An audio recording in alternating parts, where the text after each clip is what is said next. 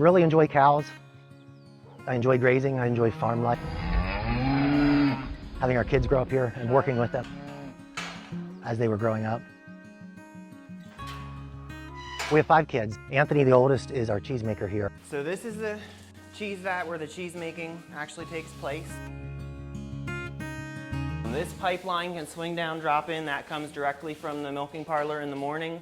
And then we also have a storage tank that we can store several days of milk in the milk tank. And that's the reason why we moved out here, because I grew up north of Philadelphia and it's basically just growing houses anymore. And here they're still growing crops and having dairy farms, and there still are other farm kids around for our kids to relate to. I have a milk pump on that end of the cheese vat that runs hot water through our propane tank here and sprays hot water against the inside of these walls to heat the milk up to the right temperature. Once I'm at the right acidity level, I have a pH meter I can check that with.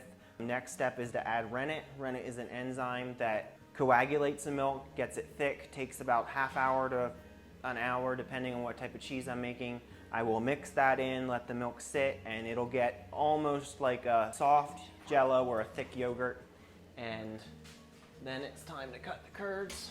Part of it is just this growing season here, and that's why we're grazing too, because grass grows really well here. For many years, that was one of the more profitable sectors of farming, to sell your product as milk rather than as corn or soybeans or hay. If I'm making a cheddar style or Gouda style, I'll use that one. And then if I'm making our Alpine style, more like a Parmesan, I want it to be very hard cheese, I will actually kind of angle the last cut to make them even smaller.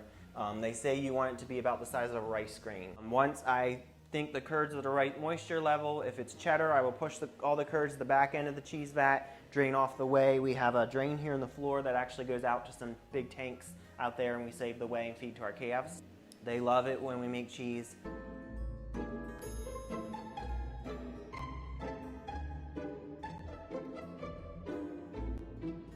So this is how we form it into a wheel shape.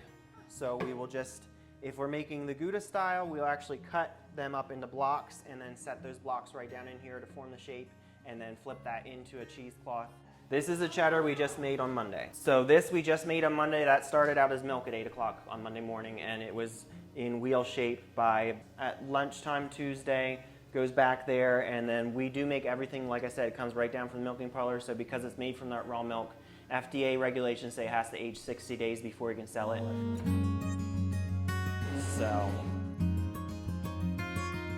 newest cheese starts out at that end, and then we move it this way as it ages. They actually do have a little bit of that blue mold growing on them as well. We will wash them with a brine and white wine wash for the first 2 weeks, and then just brush it off with a soft brush. If they start getting too much mold on them, you can see these we need to brush that off a little bit. And then we also have a full washed rind cheese, Tussie Mountain, that is more like a raclette style. Very much a beefy umami type flavor, very fatty. It's a very high fat, very good melting cheese. The original recipe, you make it in a 12-inch round wheel. You cut that wheel in half and then melt that under a fire and scrape that onto bread or potatoes. And it's designed to be a melting cheese. We moved here about 30 years ago when our son Anthony was a baby, back in 1990. We actually added onto the house while we were living here because my wife homeschooled all of our kids, and it got pretty tight in the house, and so we borrowed some money and almost doubled the size of the house and put in a schoolroom for the kids to do their school in. Yeah, well, Terry did teach second grade until we got married, and then my line for homeschooling was, when you marry the best teacher in the world, you might as well let her teach the smartest kids. When I came back from college, we sat down and figured it out and realized if we decreased our cow numbers and went full on, made everything into cheese, we would be a lot more profitable, so that's what we decided to do. We bought a larger cheese vat so we can do 2 or 3 days worth of milk at one time and be able to make it all into cheese. We'll open that wire. Anthony's probably gonna go open it now. And grass is basically what they get. We were feeding grain for a number of years, and then a number of our cheese buyers said they would pay more for 100% grass cheese. Gotta wait till I open it, guys.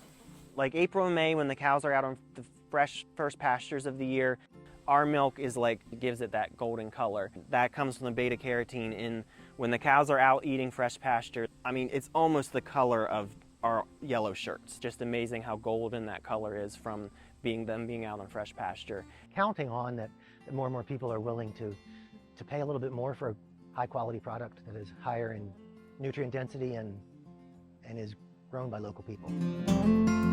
I grew up on a dairy farm, so I hopefully kind of knew what I was doing, but kind of like Dad said, I enjoy what I do and I enjoy the variety. You can go, when you're feeling outgoing, you can go spend a day at a farmer's market and talk to people all day, and when you're not feeling, you can go spend a day up in the field with the cows or in the back washing cheese. Life is about all the surprises you have to adapt to. We enjoy doing this, and we enjoy doing it for other people, and hope they enjoy eating our cheese and drinking our milk as much as we enjoy producing it.